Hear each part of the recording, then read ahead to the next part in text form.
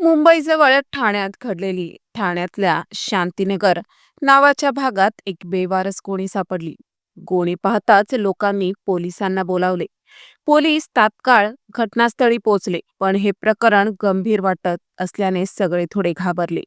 या प्रकरणाचा तपास ठाण्याचे हुशार आणि अनुभवी इन्स्पेक्टर जनार्दन बाबर यांच्याकडे सोपवण्यात आला. बाबर आणि त्यांची टीम तपासाला लागली.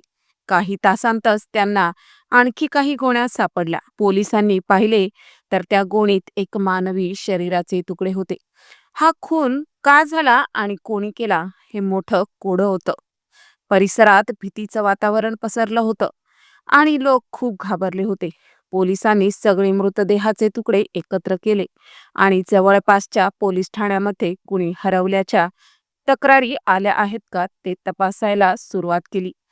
तपास करताना त्यांना 1 ऑक्टोबरला शहापूर पोलीस ठाण्यात राजाराम जाधव नावाच्या माणसाने आपल्या मुलाच्या हरवण्याची तक्रार दिल्याचं समजलं.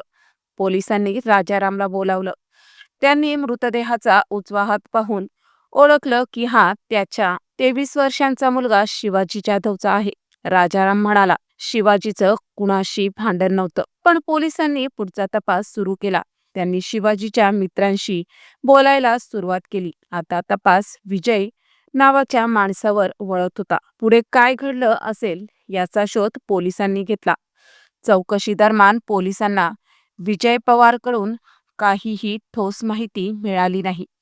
त्यामुळे पोलीस थोडे गोंधळले. मग त्यांच्या माहिती मिळाली की शिवाजी जाधवचा संबंध 40 वर्षाच्या कमलाबाई वाघ सोबत होता. शांतीनगर भागात राहणाऱ्या कमलाबाईचं आयुष्य खूप गुंतागुंतीचं होतं. तिच्या घरामुळे पोलिसांना थोडासा धागा सापडला. ज्या भागात शिवाजीच्या शरीराचे तुकडे सापडले तिथेच पोलिसांनी कमळाबाईच्या हालचालींवर लक्ष ठेवायला सुरुवात केली. पण तिच्या घरात झडती घेतल्यावर काहीही पुरावा मिळाला नाही. इन्स्पेक्टर बाबर तिच्या घराजवळ पाहणी करत असताना त्यांनी पाहिले की घराच्या मागच्या भिंतीवर एक छिद्र आहे. त्या छिद्रातून घराचं दृश्य स्पष्ट दिसत होतं. बाबर यांना वाटलं की शिवाजीच्या खुनाचा काहीतरी संबंध या घराशी असावा. त्यांनी यावर लक्ष केंद्रित केलं आणि काही पोलिसांना गावात लोकांमध्ये मिसळून माहिती काढायला सांगितलं. शिवाजी आणि कमळाबाईच्या नात्याबद्दल काही गुपित समजलं का हे शोधण्याचा प्रयत्न सुरू झाला. त्यांना लवकरच काही ठोस माहिती मिळेल अशी अपेक्षा होती. या दरम्यान पोलिसांना गावात राहणाऱ्या 8 वर्षांच्या एका मुलीची महत्वाची माहिती दिली. ती मुलगी कमलाबाईच्या घराजवळ राहायची. पोलिसांवर विश्वास ठेवल्यावर तिने सांगितले तिने शिवाजीचा खून कमलाबाईच्या घरात होताना पाहिला होता. तिने हेही पाहिले की शिवाजीच्या शरीराचे तुकडे केले जात होते. या माहितीनंतर पोलिसांचा तपास पुढे गेला. पोलिसांनी कमलाबाईला ताब्यात घेतले आणि चौकशी केली. कमलाबाईने शेवटी कबूल केले की शिवाजीचा खून कसा झाला. तिच्या कबुलीनंतर पोलिसांनी 4 आरोपींची नावं उघड केली. त्यातलं एक नाव विजय पवारचं होतं. हे ऐकून शिवाजीचे वडील राजाराम जाधव यांना मोठा धक्का बसला.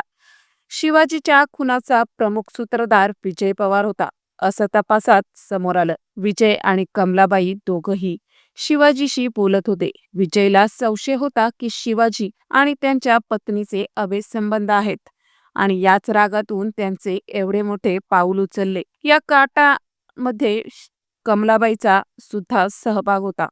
कमलाबाईने काही पैसे देऊन अजून 2 लोकांना या खुनात सामील केलं. शिवाजी जेव्हा कमलाबाईच्या घरी आला तेव्हा विजय, फारुख आणि लालू तिथे लपून बसले होते. शिवाजीला कल्पना नव्हती त्यांचे मित्र त्यांचा खून करण्याचा कट रचत आहेत. त्या तिघांनी मिळून शिवाजीची क्रूर हत्या केली.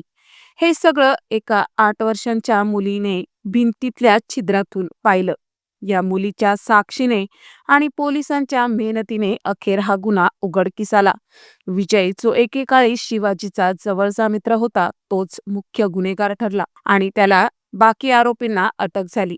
विजय आता तुरुंगात आहे. त्यानंतर पोलीस ठाण्यात एक बातमी आली.